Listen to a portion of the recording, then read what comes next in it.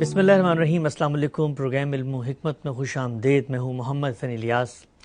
ناظرین اکرام، قرآن مجید اللہ کی وہ ہدایت ہے کہ جس کو قیامت تک انسانوں کی رہنمائی کے لیے مقرر کر دیا گیا ہے، لیکن ہماری بدقسمتی ہے کہ ہم اس کتاب سے نہ صرف ایک استفادہ نہیں کرتے بلکہ اپنی ہدایت اور اپنے روزمرہ مسائل اور اپنی زندگی کی اسکیم کو سمجھنے کے لیے بھی اس سے گائیڈنس نہیں لے پاتے۔ اس کی ایک بڑی وجہ اگر جانی جائے تو وہ یہی ہے کہ لوگ اس کتاب کے اسلوب سے اس درجے مانوس نہیں ہیں جس طریقے وہ دوسری کتابوں کو پڑھتے اور اس سے دلچسپی کا اظہار کرتے ہیں۔ قرآن مجید کو جب ایک عام مسلمان کھولتا ہے تو اس کے اندر مثالیں، تشبیہ، کنائے، استعارے، ماضی کے قصے، کہانیاں، پھر کلام کے اندر ایک التفات، پرسویشن، سمبلزم، اسی طریقے سے ایکسپلینیشن اور اس طرح کے اسالیب آتے ہیں کہ جن سے عام آدمی اس طرح واقف نہیں ہوتا۔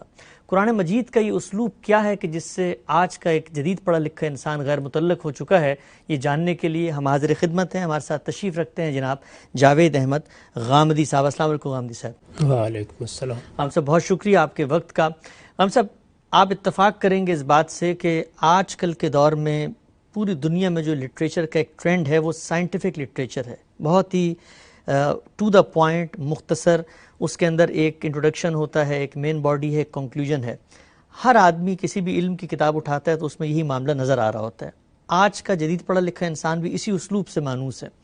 قرآن مجید کو جب ہم کھولتے ہیں تو اس کے اندر ایک بالکل ہی منفرد اسلوب ہے جس کو لوگوں کے لیے سمجھنا یا لوگوں کو اس کی گرفت میں لینا یا لوگوں کے لیے ایک زندہ تعلق پیدا کرنا، اس میں وہ مزاحم ہوتا ہے۔ سوال میرا آپ سے یہ ہے کہ قرآن کا یہ اسلوب ہے کیا، اور کیا وجہ ہے کہ آج کا جدید پڑھا لکھا انسان اس اسلوب سے اس درجے انسیت یا وابستگی محسوس نہیں کرتا؟ اس کی بڑی وجہ یہ ہے کہ ہم جب قرآن مجید کسی کے ہاتھ میں دیتے ہیں تو اس کو یہ بتاتے نہیں کہ یہ کس نوعیت کی کتاب ہے۔ وہ جب یہ دیکھتا ہے کہ وہ تاریخ کی کتاب پڑھتا ہے، وہ جغرافیہ کی کتاب پڑھتا ہے، وہ سائنس کی کتاب پڑھتا ہے، تو اس میں جو تصویر آپ نے بیان کی ہے کم و بیش وہی تصویر اس کے سامنے آتی ہے۔ یہ علوم یا فنون کی کتابوں کا طریقہ ہے، یعنی دور حاضر میں بھی جب آپ علوم و فنون پر کتابیں لکھتے ہیں تو اس میں وہی طرز اختیار کیا جاتا ہے۔ آپ کوئی مقدمہ لکھیں گے، آپ اس کے بعد یہ تعارف کرائیں گے کہ یہ کیا علم ہے، آپ اس کے مختلف پہلوؤں کو نمایاں کریں گے، پھر اس کے ابواب قائم کریں گے، پھر ایک ترتیب کے ساتھ بات کو ایک جگہ سے کسی دوسری جگہ تک پہنچائیں گے۔ لیکن قرآن مجید کو اگر آپ سمجھنا چاہیں تو اس کے لیے ادب کو سامنے رکھیے۔ اچھا، یعنی یہ کہ علوم کی کتابیں، فنون کی کتابیں یہ اور چیز ہے۔ مثلا فقہ کی کتاب ہے، مثال کے طور پر فلسفے کی کتاب ہے، تو اس میں اور اسلوب اختیار کیا جائے گا۔ ادب کی کتابیں یعنی آپ شاعری کو سامنے رکھیں، آپ اعلیٰ درجے کی لٹریچر کو سامنے رکھیں، تو وہاں آپ کو وہ اسالیب ملیں گے جو قرآن مجید میں اختیار کیے گئے ہیں۔ یعنی ملیں گے کا مطلب یہ ہے کہ کسی حد تک ان کی جھلک ملے گی۔ قرآن مجید کا معاملہ تو یہ ہے کہ این کتاب از آسمان دیگر است، لیکن قریب میں اگر کسی چیز سے مانوس ہونا ہو، مثال کے طور پر آپ اقبال کو اٹھائیں گے، مثال کے طور پر آپ شیکسپیئر کو اٹھائیں گے، مثال کے طور پر آپ فردوسی کو اٹھائیں گے، تو وہاں آپ کو یہ انداز نہیں ملے گا کوئی مقدمہ قائم کر کے، کہیں ترتیب سے ابواب قائم کر کے آپ ایک بات کو ایک جگہ سے دوسری جگہ پہنچا رہے ہیں۔ وہاں بنیادی مقصد یہ ہوتا ہے کہ آپ کے دل و دماغ کو بیک وقت اپیل کیا جائے، آپ کے سامنے ایک چیز ایسے سانچے میں لائی جائے کہ جس سے ایک طرف آپ کے اندر جو ایک عقلی وجود ہے اس کی تسکین ہو، دوسری جانب آپ اس کے فارم کو دیکھیں، اس کی حیت کو دیکھیں اور وہ چیز آپ کو اپنی گرفت میں لے لے۔ تو قرآن مجید کے بارے میں لوگوں کو یہ بتانا چاہیے کہ یہ اس طرح کی علوم و فنون کی کتاب نہیں ہے، یہ بنیادی طور پر انذار قیامت کی کتاب ہے۔ یعنی اس میں اللہ تعالیٰ نے اس آنے والے دن کے بارے میں خبردار کیا ہے، لہٰذا اس میں جو طریقہ اختیار کیا گیا ہے وہ طریقہ یہ ہے کہ کتاب آپ کو مخاطب کرتی ہے، نہ کہ آپ کو کوئی علم پڑھاتی ہے۔ اچھا، تو جب کتاب آپ کو مخاطب کرتی ہے تو اس میں ظاہر خطبے کا اسلوب ہوتا ہے، ایک خاص جگہ سے بات شروع ہوگی، ترتیب سے ایک دوسری جگہ پہنچے گی، پھر قرآن مجید میں کیا مضامین ہے یہ دیکھنا چاہیے کہ وہ صورتوں میں تقسیم کیا گیا ہے۔ ہر سورہ اپنا ایک موضوع رکھتی ہے، لیکن وہ موضوع اس ترتیب سے نہیں آئے گا جس ترتیب سے علوم اور فنون کی کتابوں میں آتا ہے. وہ آپ کو ایک خطبے کی صورت میں سامنے آئے گا جس کے اندر غیر معمولی جوش ہے، غیر معمولی قوت ہے، غیر معمولی ادبیت ہے، اس کے اندر قوافی ہیں، آہنگ ہے. وہ آپ کے دل کو بھی اپنی گرفت میں لے گا، آپ کے دماغ کو بھی اپنی گرفت میں لے گا. آدمی اگر عربی زبان جانتا اور اچھی عربی زبان سے واقف ہو تو یہ حقیقت ہے کہ قرآن مجید کے اندر وہ سب کچھ ہے جو اعلیٰ سے اعلیٰ نثر میں بیان کیا جا سکتا ہے، اور وہ سب کچھ ہے جو اعلیٰ سے اعلیٰ نظم میں بیان کیا جا سکتا ہے. یہ ساری چیزیں مل کر بھی اس کے قریب نہیں پہنچتی، اس لیے کہ وہ اتنا برتر کلام ہے کہ اس کا سانچہ، اس کا اسلوب، اس میں بات کرنے کا انداز وہ کسی اور ہی دنیا کی چیز ہے.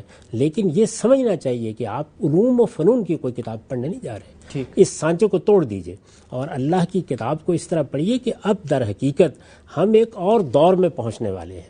وہ دور جس کے اندر خدا کا آخری پیغمبر آیا تھا، وہ دور جس میں اس کے مخاطبین اس کے سامنے تھے، وہ دور جس میں خدا اس کی زبان پر بول رہا تھا.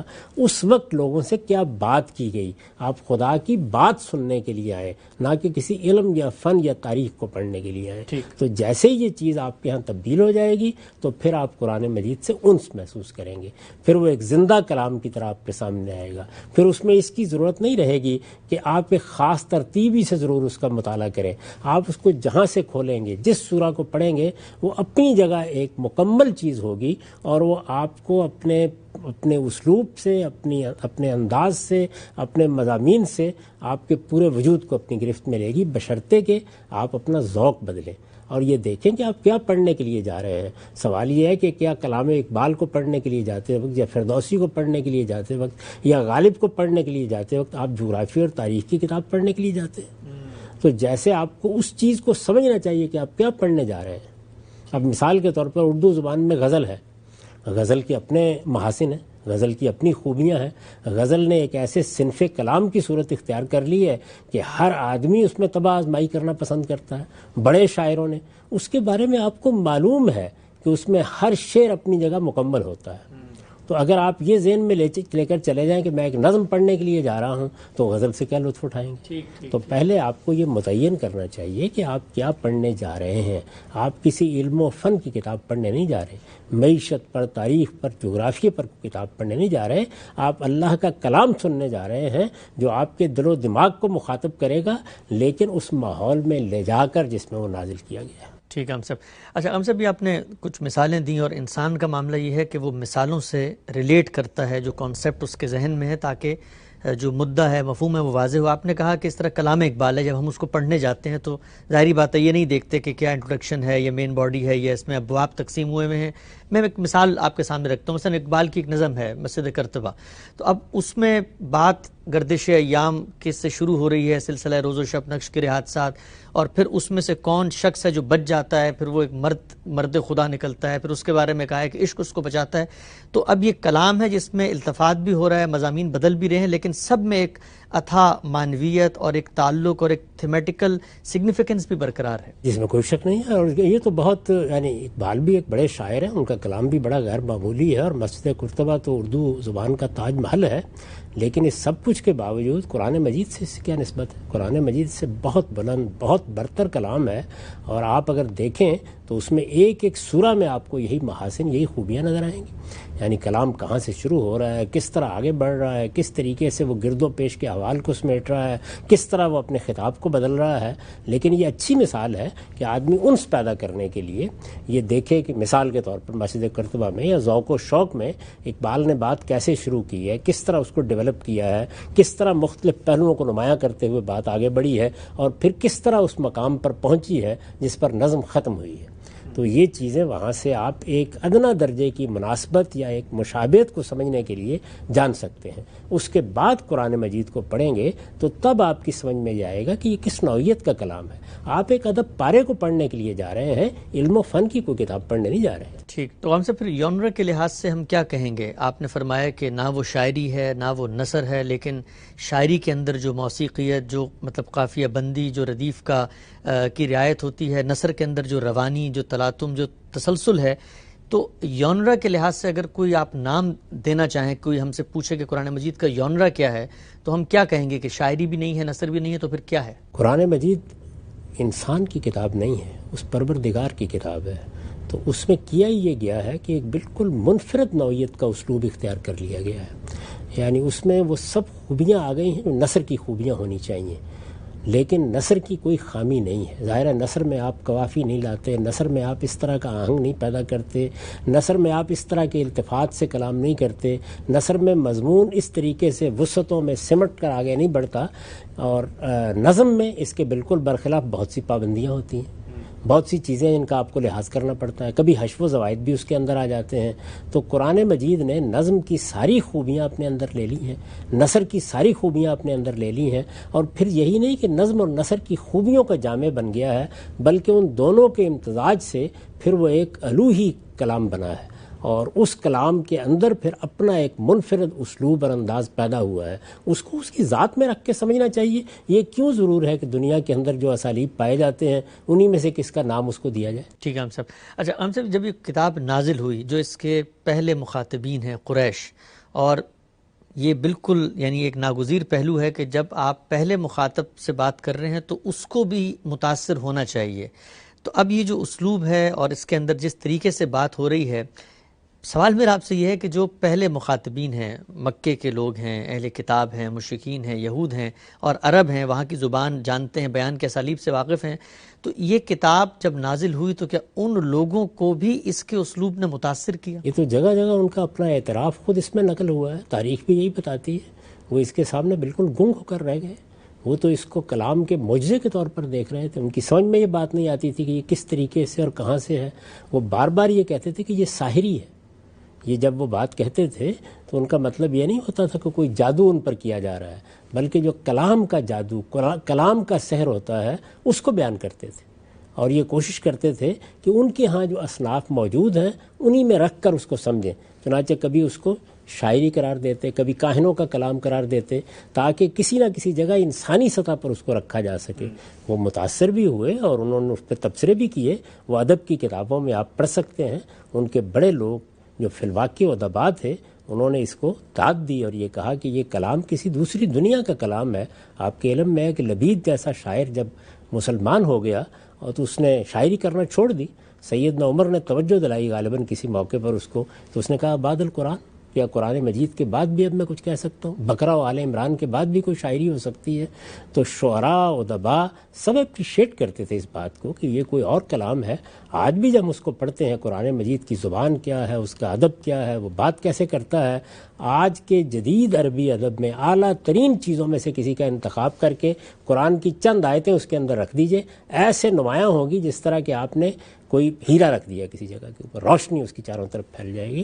تو قرآن مجید تو یہ کتاب از آسمان دیگر است. ٹھیک. اچھا ہم سے جب قرآن مجید نے چیلنج کیا ہے اس قوم کو جس میں وہ نازل ہوا کہ اگر تمہیں شک ہے اس بات میں تو کوئی ایسی صورت ہی بنا لاؤ، تو کیا وجہ تھی ان کے اٹس کی؟ وہ زبان بھی جانتے تھے، اس محاورے سے بھی واقف تھے، تو وہ کیا پہلو تھا جس کی وجہ سے وہ عاجز آ گئے اور اس اسلوب میں کوئی چیز بنا نہیں سکے؟ نہیں، یہ اسلوب کا محض چیلنج نہیں تھا. ظاہر ہے اسلوب بھی بڑی اہمیت رکھتا ہے. آپ نے کیا صورت دی ہے وہ بھی بڑی اہمیت رکھتی ہے.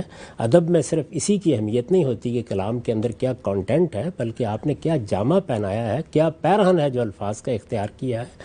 اصلاً یہ چیلنج قرآن مجید کے ایک الوہی مقام کا چیلنج تھا کہ یہ کلام ہے جس کے اندر تم انسان جس طرح سے بات کرتے ہیں اس کا کوئی شائبہ نہیں دیکھو گے. ٹھیک. یہ ہر ارتقاء سے بالا تر، یہ ایک ایسا کلام کہ جس کے اندر وہ اذعان ہے جو خدائی کا اذعان ہونا چاہیے. اس کے لفظ میں اس کائنات کا پروردگار بولتا ہوا نظر آتا ہے، اور ادنا درجے میں کہاں کوئی تضاد یا کسی قسم کی کوئی غلطی یا اس نوعیت کی کوئی چیز تم نہیں پاتے ہو. تو یہ چیلنج در حقیقت اس کے پورے وجود کا چیلنج تھا، محض اسلوب کا چیلنج نہیں تھا. اسلوب بھی اگرچہ اس میں بڑی غیر معمولی اہمیت رکھتا ہے. ٹھیک ہے، ہم سب آگے بڑھتے ہیں. آپ نے قرآن مجید پر غور کیا، تدبر کیا، اس کی تفسیر بھی لکھی، قرآن مجید کا ترجمہ بھی کیا. میں پوچھنا آپ سے چاہتا ہوں کہ جب آپ نے اس کے اسلوب کی جو ندرت ہے، اس کی جو انفرادیت ہے، اس کو پہچان کے اس کے ترجمے کو آپ نے کیا، تو وہ کون سے پہلو ہیں یا وہ میں کہوں کہ کون سی مشکلات ہیں جو آپ نے متعین کیں، جو آپ کے سامنے آئیں کہ جب تک ان پہلوؤں کو اپریشیٹ نہ کیا جائے تو قرآن مجید کے مضامین، اس کے اندر جو زیر بحث معلومات ہے اس تک رسائی نہیں ہو سکتی۔ قرآن مجید جس زبان میں ہے وہ ایک زندہ زبان ہے، اس وقت بھی وہی زبان موجود ہے۔ اعلیٰ ترین ادباء آج بھی جب لکھتے ہیں تو ان کے لیے یہ بڑا غیر معمولی اعزاز ہوتا ہے کہ ان کی کسی تحریر کے بارے میں یہ کہا جائے کہ اس میں قرآن مجید کے اسلوب کی جھلک ہے۔ بڑے سے بڑا ادیب بھی اس کو اپنے لیے بڑی عزت، بڑے افتخار کی بات سمجھتا ہے، کیونکہ قرآن مجید نے عربی ادب کو ایک ایسے مقام پر لا کر کھڑا کر دیا ہے کہ اس سے آگے اب کسی چیز کا تصور ہی نہیں کیا جا سکتا۔ تو زبان تو زندہ زبان ہے، یعنی قرآن مجید نے جو لغت استعمال کیا ہے وہ آج بھی فصیح ترین زبان سمجھی جاتی ہے، وہ الفاظ آج بھی اسی طریقے سے ادباء استعمال کرتے ہیں، ہم سب اس سے اسی طریقے سے مانوس اور آشنا ہوتے ہیں۔ جب عربی زبان کو پڑھتے ہیں تو جگہ جگہ وہی اسالیب اختیار کیے جاتے ہیں۔ جو جملوں کی تالیف ہے، جس کو آپ ترکیب کہتے ہیں، اس کو بھی اگر آپ دیکھیں تو ظاہر ہے کہ عربی زبان کے فصیح ترین اسالیب اس میں اختیار کیے گئے ہیں، ایسی کوئی اجنبی چیز نہیں ہے۔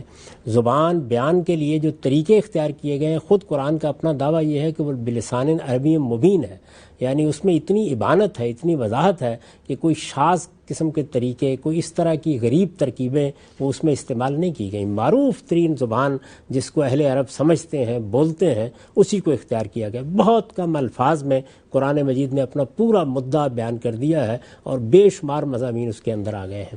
جو چیز موجودہ زمانے میں یا موجودہ ادب میں اب اس طرح نہیں رہی، وہ اگر آپ غور کریں تو وہ یہ ہے کہ جس وقت کلام اپنی ترتیب کے ساتھ آگے بڑھتا ہے تو ہمارے ہاں عام طور پر اس میں اطناب کا اسلوب اختیار کیا جاتا ہے، یعنی ہم بات کو پھیلاتے چلے جاتے ہیں، اور جب بات کو پھیلاتے ہیں تو اس میں ربط کی چیزیں بہت لے آتے ہیں۔ یعنی اگر اوپر کوئی بات بیان کی ہے تو اس کے بعد کہیں گے اس لیے اس کی ترکیب یہ ہے، اس کی تالیف یہ ہے، اس کی تشبیہ یہ ہے، اس میں اصل میں یہ بات کہی گئی ہے۔ کوئی استدراک کریں گے تو اس پر کوئی عنوان قائم کر دیں گے یا وہاں کوئی جملہ لے آئیں گے۔ قرآن مجید میں یہ جو ربط کی چیزیں ہوتی ہیں یہ اختیار نہیں کی گئیں، اور اس کے اختیار نہ کرنے کی وجہ کیا ہے؟ عرب جس وقت قرآن مجید ان کو مخاطب کر رہا تھا اسی طرح کے کلام کو اعلیٰ ترین کلام سمجھتے تھے۔ اچھا، اس کے اندر ایک خاص طرح کا ایجاز پیدا ہوتا ہے، اور معلوم ہوتا ہے کہ جس پہ جو آپ کا سامع ہے یا قاری ہے اس کو آپ یہ اس بات پر آمادہ کر رہے ہیں کہ وہ کلام کے اندر ڈوب کر اس کے ظاہری اسٹرکچر کو بھی عکس کرتا چلا جائے اور اس کے اندر غوامض اور اسرار بھی اس کے لیے پیدا ہوتے چلے جائیں۔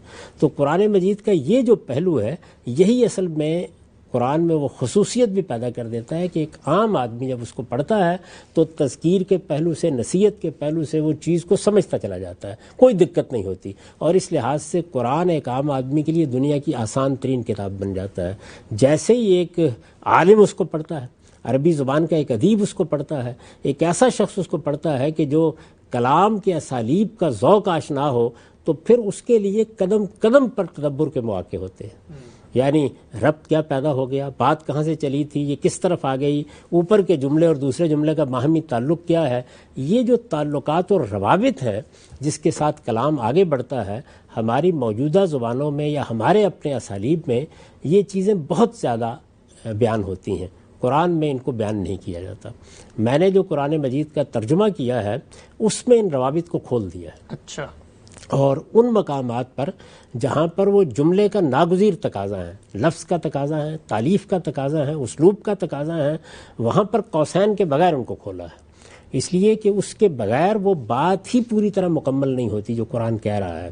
اور وہ جگہیں کہ جہاں پر وہ نظم کا تقاضا ہے وہاں پر قوسین میں ان کو کھول دیا ہے۔ اس پر میں نے اپنا جو ترجمہ کیا ہے، میری تفسیر میں جو ترجمہ ہے وہ الگ بھی اب شائع ہو گیا ہے، اس کے آخر میں یہ بتایا ہے کہ وہ کیا چیزیں ہیں جن چیزوں کو اگر ملحوظ نہ رکھا جائے تو آپ کو ایک بے روح عبارت نظر آتی ہے۔ اچھا، ہمارے ہاں چونکہ مترجمین نے یہ خیال کر کے کہ وہ قرآن کا ترجمہ کر رہے ہیں تو لفظ کی رعایت کر کے ہی ترجمہ کرنا چاہیے، یہ اسلوب اختیار کیا ہے، لیکن چونکہ قرآن مجید کی زبان اور اس کا انداز بہت مختلف تھا اس لیے آج کے ذوق کے لیے وہ ایک اجنبی چیز بن کے رہ جاتا ہے، اور ایک عام قاری جب اس کو پڑھتا ہے تو اس کی سمجھ میں نہیں آتا کہ اوپر کی بات اور نیچے کی بات کا باہمی ربط کیا ہے۔ تو وہ جو ارتباط کے مواقع ہیں ان کو کھول دینا چاہیے۔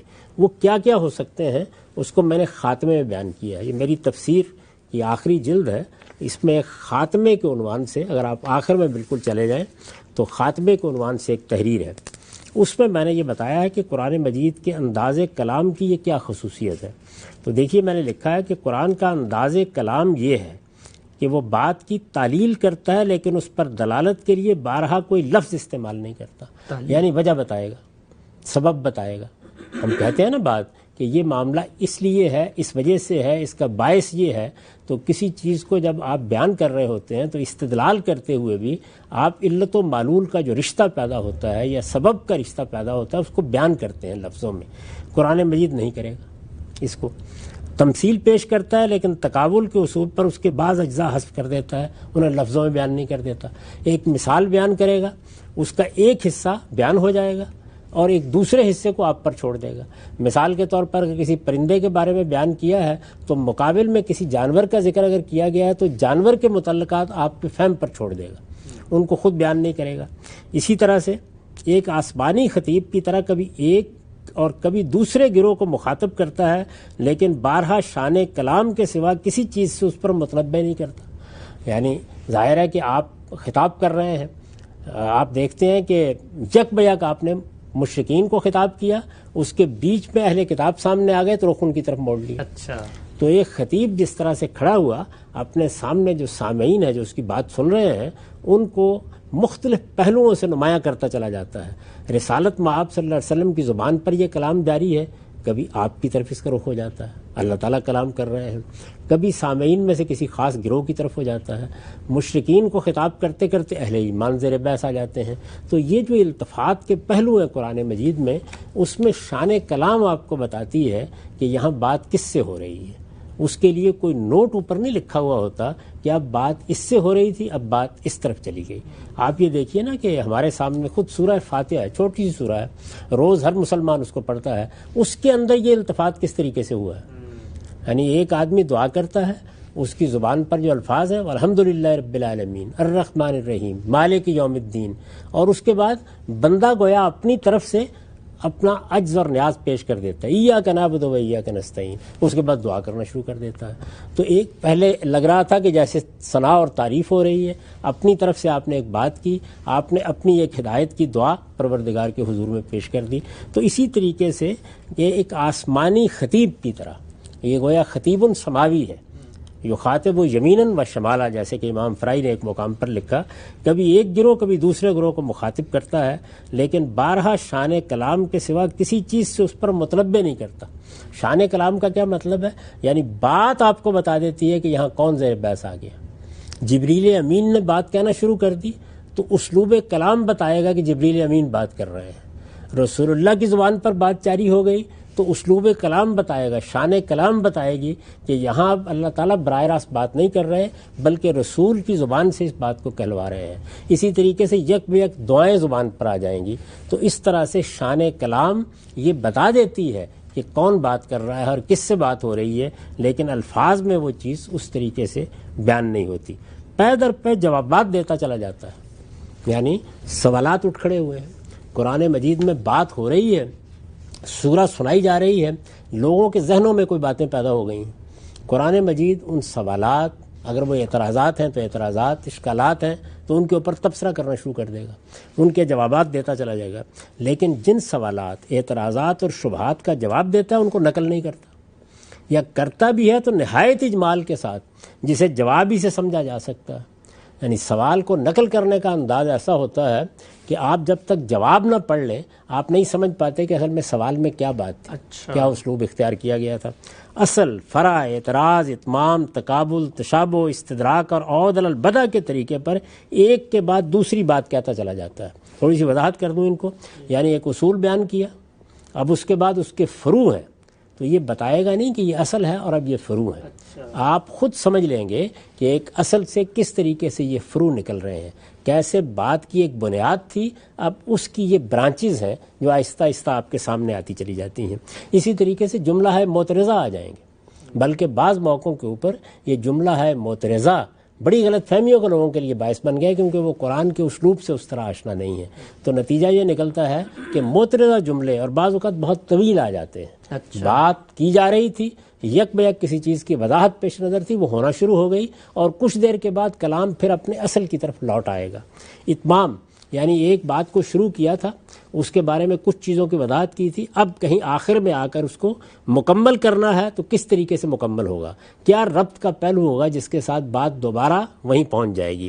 تقابل، تشابہ، یعنی ایک چیز بیان کی، مثال کے طور پر اہل ایمان کا انجام بیان کیا ہے تو اس کے مقابل میں اب اہل کفر کا انجام آ جائے گا۔ اسی طریقے سے جو باہمی مشابہتیں ہیں، مثال کے طور پر کسی موقع کے اوپر زمین و آسمان کی نشانیوں کا ذکر ہو رہا ہے، اس کے بیچ میں یہ مقام بھی آ گیا کہ تمہارے لیے اس نے سمندروں میں کشتیاں بھی چلا دی ہیں، یہ ایک مناسبت پیدا ہو گئی، اس سے کشتی نوح کا ذکر سامنے آیا اور وہ پوری داستان آپ کے سامنے آ جائے گی۔ جس طرح کے ادب میں ہوتا ہے استدراک، یعنی ایک بات رہ گئی بیچ میں، کلام کا زور اس وقت یہ تقاضا کرتا تھا کہ روکا نہ جائے، لیکن سوال تھا، اس کے بارے میں وضاحت کی ضرورت تھی، چنانچہ اب اس کے بعد ایک ضمیمے کے طور پر وہ بات سامنے آ گئی۔ چنانچہ کئی جگہوں پر قرآن مجید میں آپ دیکھتے ہیں کہ جو لوگوں نے سوالات کیے تھے، کسی کی وضاحت مقصود تھی، وہ جب وضاحت کی گئی یا اس سوال کا جواب دیا گیا تو وہ ضمیمے کے طور پر ساتھ لگ گیا ہے۔ آپ سورہ نساء کو اور سورہ مائدہ کو دیکھیے، پوری صورتیں ایک جگہ پہ مکمل ہو جاتی ہیں، اس کے بعد سوالوں کے جواب ہیں۔ وہ سوالات خود سورہ کے دوران میں سامنے آئے ہیں، ان کو لوگوں نے پیش کیا ہے یا ان کے ذہنوں میں موجود ہے، تو قرآن مجید نے ایک ایک کر کے ان کے جوابات دینا شروع کر دیے ہیں۔ دونوں کے آخر میں آپ کو وہ ضمیمہ نظر آئے گا۔ اور عود علی البدء، یعنی ایک بات ایک جگہ سے شروع ہوئی ہے، خاتمے پہ پھر وہی مضمون دہرا دیا جائے گا، تاکہ وہ اصل بات جس سے بات شروع کی گئی تھی وہ آپ کے ذہن میں پوری طرح سے مرتکز ہو جائے۔ ایک کے بعد دوسری بات کہتا چلا جاتا ہے، لیکن آگے اور پیچھے کے کلام کے یہ روابط الفاظ میں واضح نہیں کرتا۔ یہ طریقہ نہیں ہے، یہ اسی انداز کلام کا منتہائے کمال ہے جو عہد عتیق کے خطبہ اختیار کرتے تھے۔ یعنی اس زمانے میں جب ایک خطیب بات کرتا تھا تو وہ جو اسالیب اختیار کرتا تھا، قرآن مجید نے وہی اسالیب اختیار کیے ہیں۔ اہل عرب اس کے ذوق آشنا تھے، یعنی جن لوگوں سے قرآن خطاب کر رہا تھا ان کا انداز، ان کا اسلوب یہی تھا۔ ظاہر ہے کہ جس زمانے میں آپ خطاب کر رہے ہیں اس میں بہترین اسلوب کون سا ہے، کس کو لوگ اپریشیٹ کریں گے، کیا چیز ان میں احتزاز پیدا کرے گی، کیا ان کے وجدان کو جا کر چھوئے گی، کس چیز کے ساتھ ان کے دل متوجہ ہوں گے۔ تو ذوق آشنا لوگ تھے، وہ سمجھتے تھے اور خوب سمجھتے تھے کہ اس سے کلام کی تاثیر اور بلاغت کس انتہا کو پہنچ جاتی ہے۔ تو قرآن مجید نے اس کا لحاظ کرتے ہوئے ان سب چیزوں کو ملحوظ رکھ کر کلام کیا ہے۔ اگر کوئی آدمی عربی زبان سے واقف ہے، عربی زبان کے ادب سے واقف ہے، اس کی تاریخ سے واقف ہے، اس زمانے کے ان اسالیب سے واقف ہے، تو وہ جب قرآن مجید کو پڑھتا ہے تو وہ ان تمام روابط کو دریافت کر لیتا ہے۔ اب ظاہر ہے کہ عام آدمی کے لیے یہ ممکن نہیں ہوتا، اس میں پھر ضروری ہے کہ اہل علم یہ خدمت انجام دیں کہ جب قرآن مجید کا ترجمہ کریں یا جب اس کی تفسیر کریں، خواہ وہ عربی زبان میں کی جا رہی ہو، تو کلام کے یہ روابط کھول دیں تاکہ عام آدمی بھی اس کو اسی طرح سمجھ سکے جس طرح کہ اس وقت کے عرب سمجھتے تھے، جو اس اسلوب کو نہ صرف یہ کہ جانتے تھے، نہ صرف یہ کہ اپریشیٹ کرتے تھے، بلکہ اسی اسلوب کو دنیا کا بہترین اسلوب سمجھتے تھے۔ ٹھیک خان صاحب، بہت ہی آپ نے ماشاءاللہ تفصیل سے اس پہلو کی طرف وضاحت کی، اور آپ کی تفسیر کے اندر جو ایک تفصیلی خاتمہ ہے اس کو بھی آپ نے پڑھ کے سنایا کہ وہ کون سے پہلو ہیں جو پیش نظر رہنے چاہیے۔ کچھ ضمنی سوالات اسی سے پیدا ہوتے ہیں۔ مثال کے طور پہ آپ نے کہا کہ قرآن مجید میں یہ تشبیہ کا اسلوب بھی ہے، اور قرآن مجید میں مثال کے طور پہ کنایہ بھی ہے اور مثالیں بھی آتی ہیں۔ ہم مثالوں کو لے لیتے ہیں۔ مثالیں جب ہم پڑھتے ہیں قرآن مجید کی، ایک آج کے دور میں 21ویں صدی میں کھڑا ہوا انسان جب ان کو پڑھتا ہے، لگتا یہ ہے کہ وہ مثالیں اس کی زندگی یا اس کا جو کانسیپچول فریم ورک ہے اس سے کوئی ریلیٹ نہیں کری۔ مثلا قرآن مجید میں فلا ینظرون الی الابل کیف خلقت، اونٹ کو نہیں دیکھتے تم نے کیسے بنایا ہے۔ پھر اللہ تعالیٰ مختلف چیزوں کی مثالیں دیتا ہے، جنت کی مثالیں دیتا ہے کہ جنت اس طرح کی ہوگی۔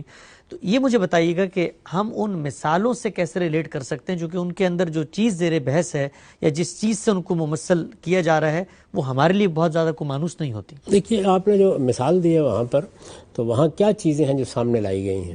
اگر آپ فطرت سے بالکل ہی غیر متعلق ہو کے رہ گئے ہیں اور اپنے شہروں کے اندر ہی انہی کنکریٹ کی عمارتوں کے اندر بستے ہیں، تو ظاہر ہے کہ آپ اس ماحول کو نہیں سمجھ سکتے جو ماحول آپ کو صحراؤں میں ملتا ہے، کھیتوں میں ملتا ہے، جس سے دہقان آشنا ہوتے ہیں۔ اس وقت کی صورتحال تو یہ ہے کہ بعض بچوں کو اگر آپ دیکھیں تو وہ یہ جانتے ہی نہیں کہ آسمان کتنا خوبصورت ہے، اس لیے کہ انہوں نے کبھی روشنیوں کے بغیر آسمان کو دیکھا ہی نہیں۔ کبھی دیہات میں جا کے آپ دیکھیے کہ آسمان کیا چیز ہے۔ وہ جو قرآن مجید نے تصویر کھینچی ہے اس کی، زین السماء دنیا میں مصابی، ہم نے کمک میں لٹکا دیے ہیں، چراغ لٹکا دیے ہیں، وہ آج کا بچہ نہیں سمجھ سکتا۔ میں نے کسی موقع کے اوپر یہ بات سنائی تھی کہ ہمارے ایک دوست لاہور میں اندرون شہر رہتے تھے، مکان کے اوپر کا حصہ انہوں نے کرائے پر دے رکھا ہوا تھا، بچے پیدا ہوئے، بڑے ہوئے، اسکول جانے کی عمر کو پہنچ گئے، کبھی اوپر چھت پہ نہیں سوئے تھے۔ وہ مکان کا وہ حصہ خالی ہوا اور وہ رات کو سوئے، اور جب بتیاں نہیں رہیں تو انہیں آسمان دیکھا تو بچے ڈر گئے، اس لیے کہ وہ دنیا کی خوبصورت ترین چیز ہے آسمان جب آپ اس کو دیکھتے ہیں۔ تو اس لیے قرآن مجید سے اگر آپ اچھا ذوق رکھتے ہیں تو اپریشیٹ کرنے کے لیے ضروری ہے کہ فطرت کا قرب اختیار کریں۔ کیا شہروں میں رہنے والے لوگوں کو آپ اس بات کی ترغیب نہیں دیتے کہ گاہے گاہے انہیں باہر نکلنا چاہیے، دیکھنا چاہیے پودے کیسے اگتے ہیں، دیکھنا چاہیے درخت کیسے بنتے ہیں، دیکھنا چاہیے کس طریقے سے سبزہ لہلہاتا ہے، دیکھنا چاہیے سمندر میں لہریں کیسے اٹھتی ہیں۔ تو اونٹ بھی کوئی ایسی چیز نہیں ہے کہ جس کو دیکھنے جانے کے لیے کوئی تردد کرنا پڑے گا، یہ شہروں کے قریب بھی مل جائیں گے، لیکن دیکھنا چاہیے ان سب چیزوں کو۔ اور جب آپ ان چیزوں کو دیکھیں گے تو آپ قرآن مجید کی فضا کے قریب ہو جائیں گے، اس لیے کہ وہ فطرت کی فضا ہے۔ وہ جس ماحول میں نازل ہوا ہے اس ماحول میں آنکھ اٹھاتے ہیں تو اونٹ نظر آتا ہے، ذرا آنکھ اٹھاتے ہیں تو پہاڑ نظر آتے ہیں، ذرا آنکھ اٹھاتے ہیں تو آپ کو آسمان نظر آتا ہے۔ تو قرآن مجید ان چیزوں ہی کو پیش کرے گا، اور یہی پیش کرنی چاہیے۔ جب بھی آپ کسی کتاب کو پڑھتے ہیں تو آپ کو یہ ضروری ہے کہ آپ اس کی تاریخ کے پس منظر کو سمجھیں، اور جس ماحول میں وہ کلام کیا جا رہا ہے اس ماحول میں اپنے آپ کو لے جانے کی صحیح کریں۔ اس کے بغیر آپ کسی ادبی چیز کو اپریشیٹ نہیں کر سکتے۔ یعنی اگر تو آپ نے کسی فن یا علم کی کتاب پڑھنی ہے تو ممکن ہے کہ ان چیزوں سے مجرد ہو کے پڑھ لیں، لیکن اگر آپ کو ادب کا مطالعہ کرنا ہے، اور قرآن مجید ایک ادب پارہ ہے، ایک شہپارہ ادب ہے، اس کو جب آپ پڑھنے جا رہے ہیں تو آپ کو اس ماحول کو سمجھنے کی ضرورت ہے اور اس ماحول سے آشنا کرنا چاہیے۔ یہ خیال بھی اپنے ذہن سے نکال دینا چاہیے کہ قرآن مجید ایک بچے کے ہاتھ میں پکڑا دیا جائے گا اور اس کو سمجھ لے گا۔ یعنی وہ جس درجے کی کتاب ہے آپ کو اس کو پڑھنے والوں کو اس کے لیے تیار کرنا چاہیے۔ یعنی مجھے اگر مثال کے طور پر شیکسپیئر کو پڑھانا ہے تو کیا میں پہلی سطر اٹھا کے پڑھنا شروع کر دوں گا؟ میں پہلے اپنے طالب علموں کو تیار کروں گا اس کے لیے کہ وہ اس دور میں جا سکیں، اس کے اسالیب کو سمجھ سکیں، کس دور میں کلام کیا جا رہا ہے، کون سی تاریخ ہے جس کو ایک علمیے کی یا تربیے کی صورت دے دی گئی ہے۔ یہ جب تک میں انہیں نہیں بتاؤں گا اس وقت تک کیسے ممکن ہے کہ اس کو اپریشیٹ کر سکیں؟ تو یہ میرے نزدیک مطالبہ ہی بالکل غلط ہے کہ آپ کسی کتاب کے بارے میں یہ اسپاٹ تصور کریں کہ جو آدمی اس کو اٹھائے گا اس کو اپریشیٹ کر لے گا۔ اس کتاب کے لیے تیاری کرنی چاہیے کہ ہم اس کو پڑھ سکیں۔ آخر ہم اتنے سہل انگار کیوں ہو جاتے ہیں؟ خدا کی کتاب، ایک آسمانی کتاب، آج سے 14 صدی پہلے خدا کے ایک پیغمبر پر نازل ہوئی ہے اور ایک زندہ کتاب ہے، اس کو پڑھنے کے لیے جا رہے ہیں۔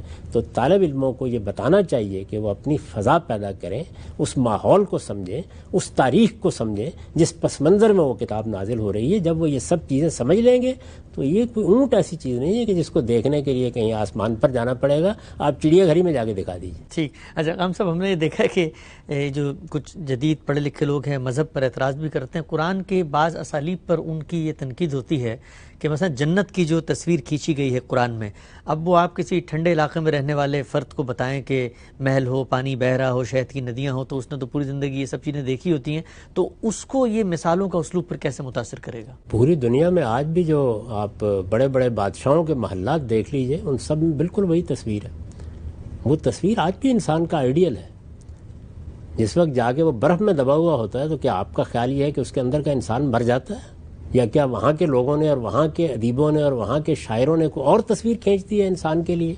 نہیں، جو دنیا کے اندر اللہ تعالیٰ نے مختلف خطے رکھے ہیں، مختلف سہولتیں رکھی ہیں، ان میں اس وقت بھی وہی چیزیں ہیں جو قرآن مجید نے بیان کی ہیں۔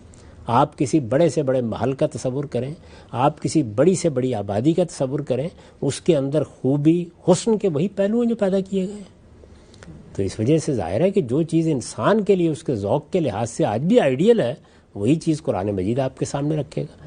میں نے کئی مرتبہ یہ توجہ دلائی ہے کہ بادشاہوں کے رہنے سہنے کی جو ایک تصویر بن سکتی تھی اس کو مثال کے طور پر لے لیا گیا ہے، اور یہ توجہ دلا دی گئی ہے کہ یہ جنت کا محض ایک تصور ہے جو تمہیں دلایا جا رہا ہے۔ تو کوئی آدمی جو سائبیریا میں رہتا ہے اس کے لیے بھی آئیڈیل اگر کوئی چیز ہے تو وہی چیزیں آج بھی، وہ انہی کو دیکھنے کے لیے سفر کرتا ہے، انہی کے پاس جاتا ہے۔ آپ پہاڑوں میں جاتے ہیں، آپ دریاؤں کو دیکھتے ہیں، آپ سمندروں کو دیکھتے ہیں، آپ محلات کو دیکھتے ہیں، کیا دیکھنے کے لیے جاتے ہیں؟ پھر تو سائبیریا کسی آدمی کو فرانس نہیں آنا چاہیے، اس کے لیے تو اس میں کوئی کشش کی چیز نہیں ہے۔ نہیں، انسان کے اندر ایک عالمگیر ذوق پایا جاتا ہے چیزوں کو، اور اس عالمگیر ذوق سے کچھ چیزوں کو اٹھایا گیا ہے، اور اٹھا کر جو بادشاہوں نے عام طور پر اپنے لیے محلات بنائے ہیں یا باغات لگائے ہیں، کوئی آدمی اگر شالامار باغ دیکھنے کے لیے آتا ہے تو کیا آپ کے خیال کے مطابق وہ اس کے لیے کوئی احتجاج کی چیز نہیں ہوتی کہ میں سائبیریا سے آیا ہوں؟ نہیں، انسان کے اسی عالمگیر احساس کو سامنے رکھ کر بادشاہوں نے اپنے محلات بنائے ہیں۔ مغل کہاں گئے تھے، کہاں آئے، لیکن وہی چیزیں ہیں کہ جن کو وہ آپ کے گرد و پیش میں بکھیر دیتے ہیں۔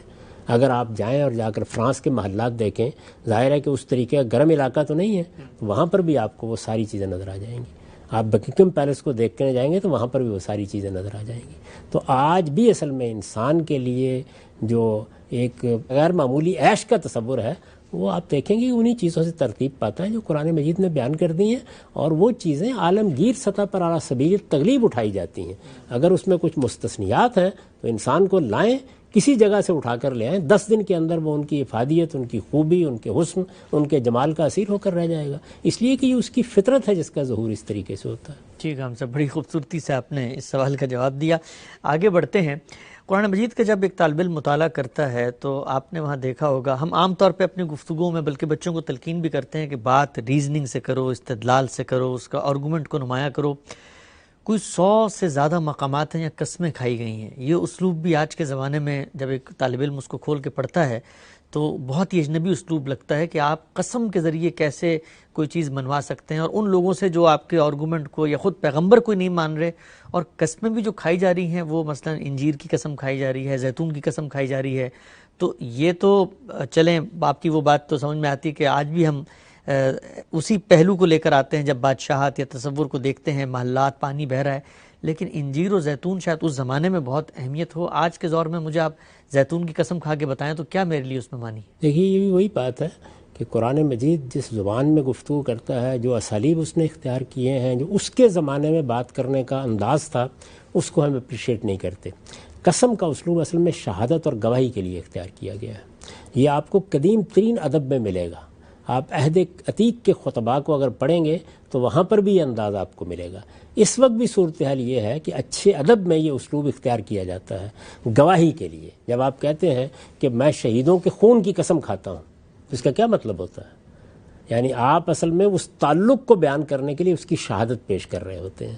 تو یہ شہادت یا گواہی پیش کرنا ہے، اور یہ استدلال کی بڑی لطیف قسم ہے جو قرآن مجید نے اختیار کی ہے۔ اچھا، اسی وجہ سے میں نے اپنے ترجمے میں، اور میرے جلیل القدر استاذ امام امین حسن اصلاحی نے بھی اپنے ترجمے میں اس میں شاہد ہے، گواہی دیتا ہے، یہ اسلوب اختیار کر لیا ہے، اس لیے کہ موجودہ زمانے کے لوگ اس سے پوری طرح واقف نہیں ہیں۔ تو یہ وہ قسم نہیں ہے کہ جو میں آپ کبھی کھاتے ہیں، یہ در حقیقت کسی چیز کو اعلیٰ ادبی اسلوب میں گواہی کے طور پر پیش کرنا ہے، شہادت کے طور پر پیش کرنا ہے۔ اگر کوئی شخص اس کو سمجھنا چاہتا ہو اور اس کے غوامض کے اندر اتر کر سمجھنا چاہتا ہو، اور دنیا کے قدیم اور اعلیٰ ادب میں اس کی مثالیں دیکھنا چاہتا ہو، تو اسے امام فراہی کی اقسام القرآن کا مطالعہ کرنا چاہیے۔ اس میں انہوں نے بہت تفصیل کے ساتھ یہ بتایا ہے کہ یہ اسلوب بائبل میں اختیار کیا گیا ہے، یہ قدیم خطباء نے اختیار کیا ہے، یہ یونان کے ادب میں آپ کو ملے گا، یہ روما کے ادب میں آپ کو ملے گا، عربوں کے ادب میں بھی اس کی بڑی ہی خوبصورت اور نفیس مثالیں ہیں، جہاں آپ کسی چیز کو جب گواہی کے طور پر یا دلیل کے طور پر پیش کرتے ہیں تو قسم کا اسلوب اختیار کر لیتے ہیں۔ دوسری بات کہ کس چیز کی قسم کھائی گئی ہے، اس میں بھی لوگوں کو یہ غلطی لگی کہ انہوں نے بعض مقامات کو پھل یا کوئی اور چیز سمجھ لی ہے۔ جی، تین اور زیتون پہاڑ کے نام ہے۔ یہ کوہ زیتون وہی ہے جس کے اوپر سیدنا مسیح علیہ السلام نے آ کے قیام کیا ہے۔ وہ جب وہ اپنے وطن ناصرہ سے آئے اور آ کر یروشلم میں انہوں نے داخل ہونے کا فیصلہ کیا تو اسی پہاڑ کے ذریعے سے وہ نیچے آئے، اور یہیں پر وہ تین کے نام سے گاؤں ہے کہ جس گاؤں میں انہوں نے آ کے وہ گدی منگوائی ہے جس کے بچے کے اوپر وہ سوار ہو کے یروشلم میں داخل ہوئے ہیں۔ یہی کوہ زیتون ہے جس میں وہ آخری دن بیٹھے ہوئے تھے اور اپنے شاگردوں کے درمیان تھے جب ان کو پکڑ لیا گیا اور پھر صلیب دینے کی کوشش کی گئی، لیکن اللہ نے ان کو محفوظ رکھا، وہ ایک الگ واقعہ ہے۔ تو بہرحال یہاں تین اور زیتون سے مراد یہ ہے، یہ مقامات کے نام ہے، یہ وہ انجیر نہیں ہے اور یہ وہ زیتون نہیں ہے جس سے عام طور پر لوگ پھل کی حیثیت سے واقف ہیں۔ تو آگے دیکھا قرآن مجید نے خود بتا دیا ہے کہ یہ مقامات کے نام ہیں، والتین والزیتون وطور سینین وہذا البلد الامین۔ تو اگر آپ غور کر کے دیکھیں تو اس کے اندر بہت ہی بلیغ اسلوب میں ذریت ابراہیم کے مختلف مقامات ہیں، ان کی شہادت پیش کی گئی ہے، اور اس میں ترتیب سعودی اختیار کی ہے. یعنی اگر آپ غور کریں اور دیکھیں کہ کیا خوبصورت انداز سے یہ بتایا کہ سیدنا مسیح علیہ السلام کی دینونت کا ظہور تین و زیتون سے ہوا، اسی طریقے سے موسیٰ علیہ السلام کی جو دینونت برپا ہوئی اس کا ظہور طور سینا سے ہوا، اور رسالت میں آپ صلی اللہ علیہ وسلم سے پہلے سیدنا ابراہیم علیہ السلام جو آپ کے ابو الآباء ہیں، انہوں نے جب یہاں ابتدا کی تو یہ کیا تھا؟ بلد امین یا مکہ. تو در حقیقت یہ مقامات کے نام ہیں، لوگوں نے ان کو پھلوں کے نام سمجھ لیا. اس میں دیکھنا چاہیے استاد امام کی تفسیر کو لوگ دیکھیں، میں نے بھی اس کو واضح کرنے کی کوشش کی ہے. تو قرآن مجید میں اس طرح کے جو بعض اسالیب ہیں اس میں لوگوں کو مشکل پیش آئی، اور اس کی وجہ یہی ہے کہ وہ یہ سمجھ نہیں پائے کہ تاریخ کے کس پہلو کا یہاں حوالہ دیا جا رہا ہے. ٹھیک. اچھا غلام صاحب، خاتمے کی طرف بڑھتے ہیں. یہ بتائیے گا کہ آپ سے اگر یہ پوچھا جائے کہ ایک مسلمان والد یہ چاہتا ہے کہ اس کا بچہ قرآن مجید کے اس اسٹائل، اس اسٹرکچر، اس جانرا، اس ڈکشن، اس اسلوب بیان کی ندرت کو اپریشیٹ کرے، تو کیا وہ میتھڈالوجی لاہ عمل ہے جو وہ بچپن سے اختیار کرے؟ کیا اس کو فطرت کی آغوش میں رکھے، اس کو قدیم جو تمدن ہے قبائل کا اس کی تاریخ پڑھائے؟ کیا وہ چیز ہے، کیا وہ نصاب ہے جس کے ذریعے سے جب وہ شعور کی عمر کو پہنچے تو قرآن کے یہ مضامین اور اسلوب اس کو اجنبی محسوس نہ ہو؟ یہ دنیا کے ہر علم، ہر ادب میں دو رستے اختیار کیے جاتے ہیں. ایک یہ ہے کہ جو اہل علم ہے وہ کس درجے میں اس کو اپریشیٹ کرتے ہیں. ہر آدمی کو آپ کسی فن یا کسی علم یا کسی ادبی چیز کا عالم نہیں بنا سکتے، اس کی کوشش بھی نہیں کرنی چاہیے. یعنی کچھ لوگ ہوں گے جو کسی کتاب کو یا کسی علم کو یا کسی ادبی چیز کو اس کے اصل معیار پر جا کر اپریشیٹ کریں گے. اب ان کے ذریعے سے اس بات کی شرح و تفسیر ہونی چاہیے، اس کی تعلیم کا بندوبست ہونا چاہیے. تو جہاں تک بچوں کا تعلق ہے ان کو فطرت سے تو ضرور آشنا کرنا چاہیے، اس لیے کہ اگر وہ فطرت سے آشنا نہیں ہے تو وہ خدا کو پہچاننے میں بھی دقت محسوس کریں گے. اگر اپنے گرد و پیش میں انسان آنکھ کھولے، شعور کی عمر کو پہنچے اور صرف انسانوں کی بنی ہوئی مصنوعاتی کو دیکھے تو وہ خدا کو کیا پہچانے گا؟